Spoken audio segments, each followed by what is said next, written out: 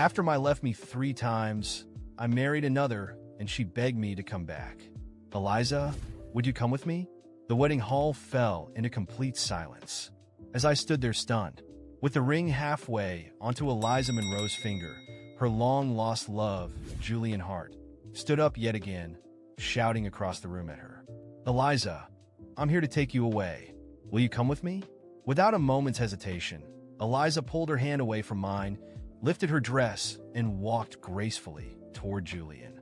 Tears glistened in her eyes, filled with an emotion I hadn't seen before, as if Julian were the one she was meant to marry today.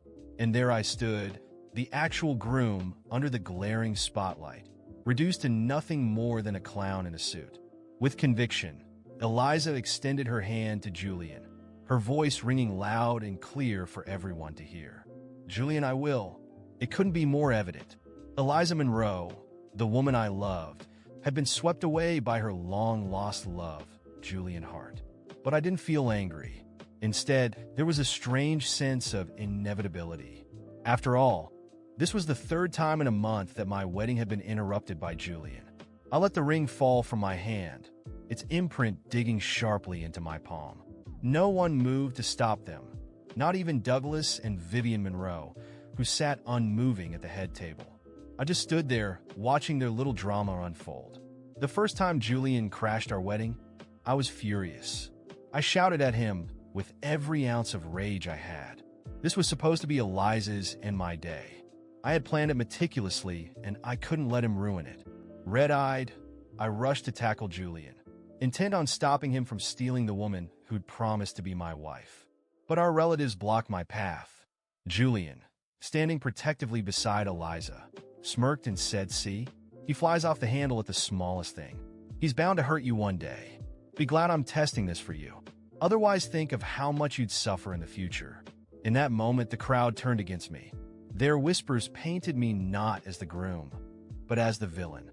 The voices surrounding me scolded me, saying it was just a test, and I had overreacted. It ended with me handing out a few hefty checks, and Eliza reluctantly agreeing to marry me again. The second time, I didn't shout. I didn't lose my temper.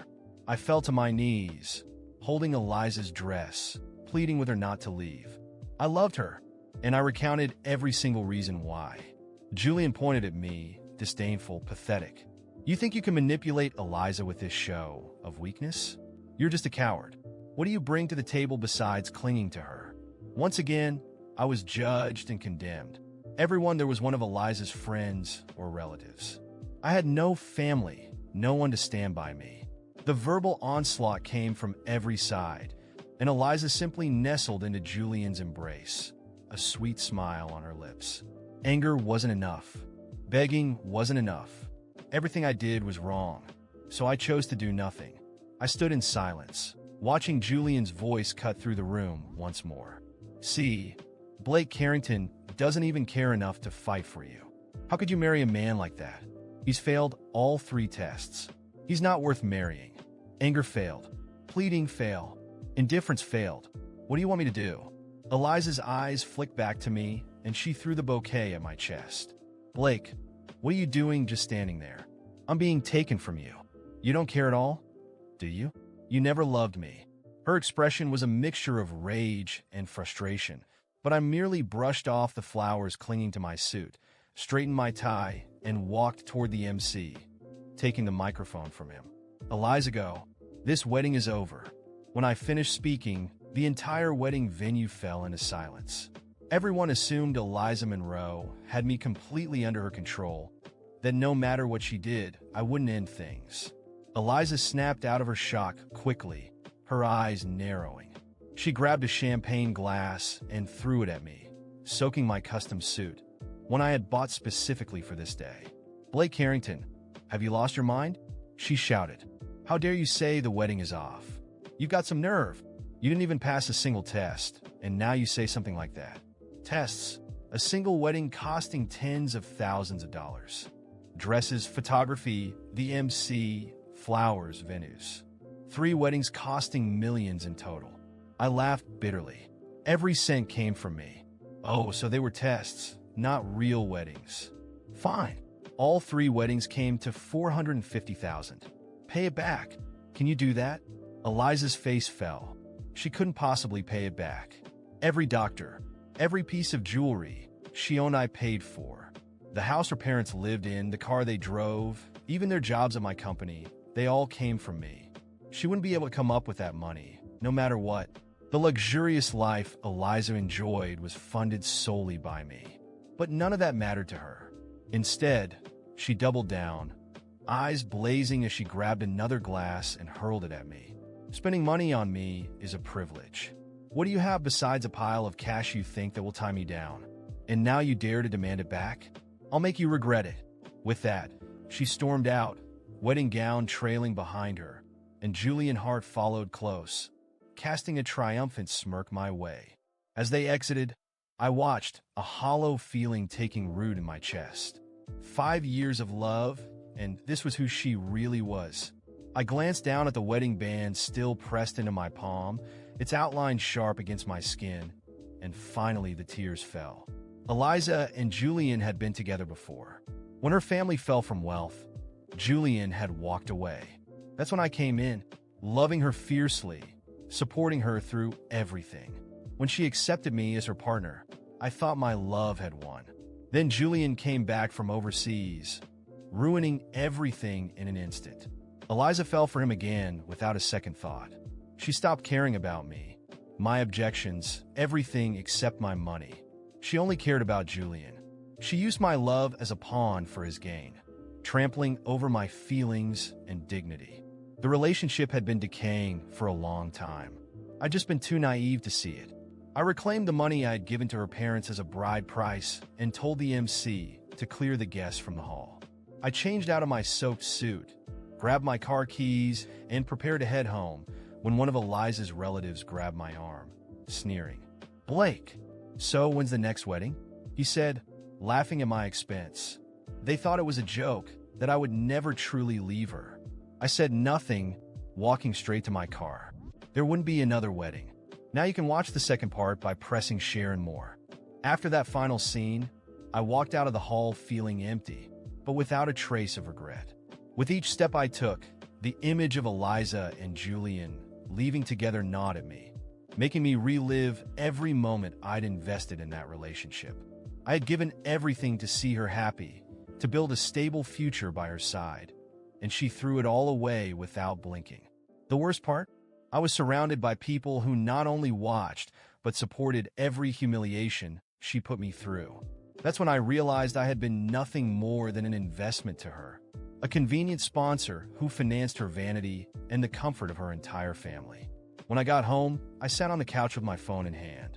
False apologies began to flood in from her family. "Blake, I know everything seems confusing right now, but Eliza still loves you. Give her another chance. She's just confused." Confused? Was she confused while she exchanged vows with Julian in the middle of our wedding ceremony? I laughed at myself, a bitter and cold laugh, as I blocked each of their numbers. I didn't want contact with anyone who saw me as a fool. The first step was to sever any financial ties. The next morning, I went straight to the bank and transferred all joint accounts to my name. I called my accountant and had her credit cards canceled. No warnings, no explanations. Not another cent would go to Eliza or her parasitic family. I also terminated the lease on her parents' house, and the car they drove was returned to the dealership. They were so used to luxury that they never thought to work or save, always assuming I would cover everything. Within days, desperate messages from Eliza started to come through. First, there were the apologies, filled with empty words and promises I knew to be false. Then came the veiled threats. "You can't leave us out on the street like this, Blake. Not after everything I did for you." I simply ignored them. Then she tried to manipulate me, claiming it was my fault for not being strong enough to pass the tests, that all of this was her way of ensuring our marriage would be solid. What kind of woman puts a man through this kind of humiliation 3 times? Mocking him in front of everyone just to test his love. Her relatives also began to pressure me, showing up at my office, yelling in the parking lot, demanding that I reconsider and get back together with Eliza. They looked at me as if I were some heartless monster for leaving them without their luxurious lifestyle. I started questioning how I'd ever let people like that into my life. But then Eliza switched tactics. She decided to sue me, claiming she was entitled to part of my wealth since I had supported her for years. That was the last straw. I sat down with my lawyer, explained the situation, and he couldn't believe it. Blake, she's literally trying to squeeze more money out of you after everything she's done. If it's war she wants, let's give it to her. And that's exactly what we did. I gathered proof of every cent I had invested in her and her family. The 3 wasted wedding ceremonies, expensive gifts, the dowry, even her parents' medical bills. I documented every expense, every transfer, everything I'd ever done for that ungrateful family. The court hearings were a spectacle. Eliza showed up with Julian as if his presence could intimidate me. In a desperate attempt to discredit me, she tried to portray our relationship as abusive, claiming I had financially manipulated her, when all I'd ever done was provide what they couldn't afford on their own. During the trial, Eliza cried, playing the victim, claiming I had ruined her life by cutting off financial support. Julian, beside her, kept that same smug smile as if this was just another victory. But with my lawyer's help and all the evidence I'd gathered, we were able to dismantle each one of her lies. In the end, the judge ruled that Eliza wouldn't get a single cent of my money. On the contrary, she was ordered to pay back a small portion of what I had spent on her and her family, which I knew she could never afford.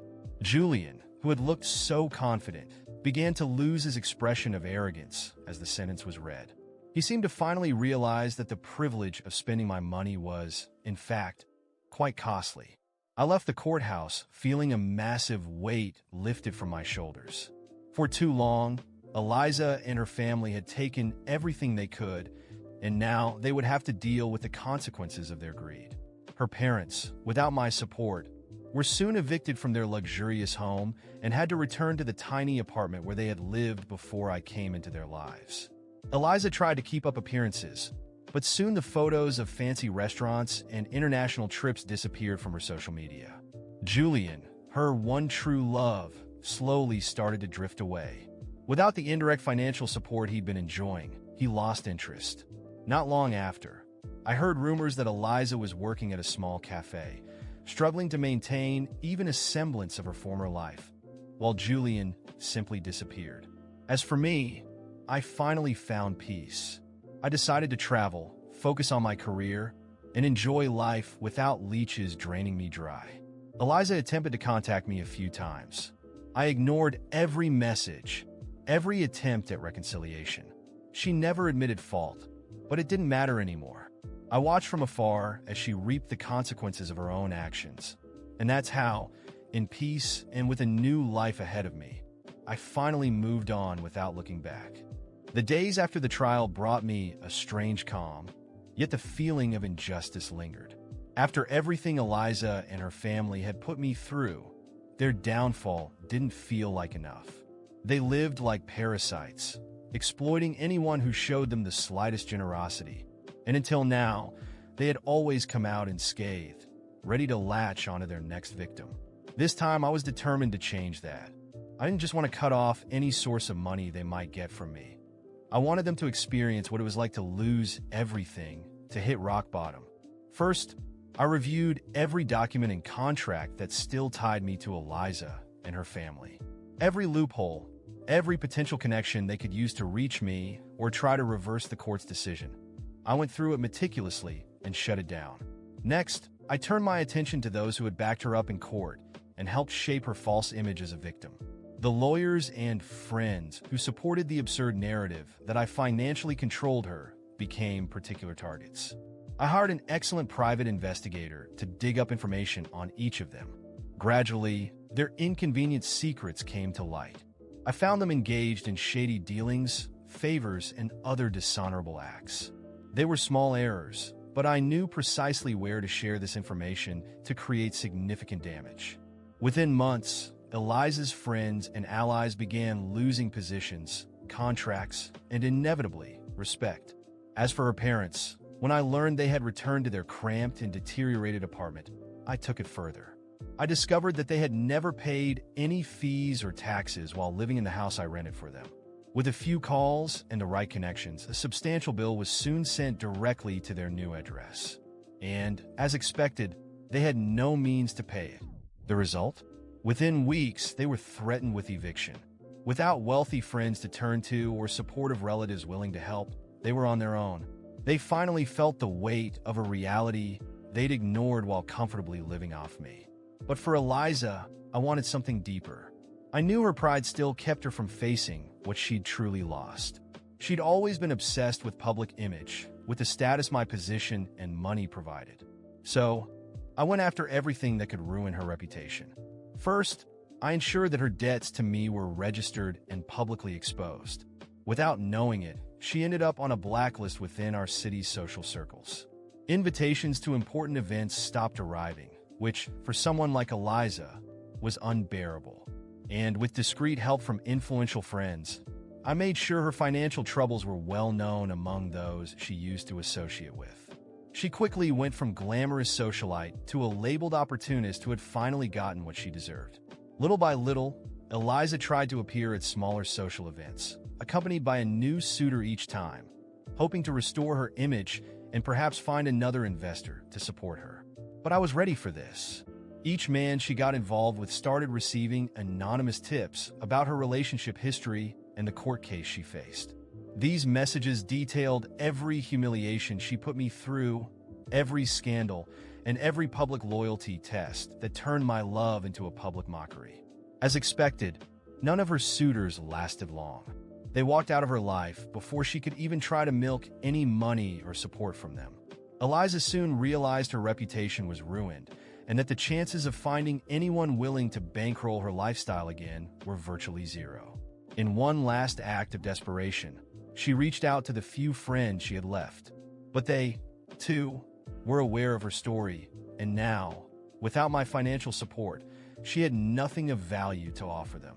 And so, within a few months, Eliza became nearly invisible.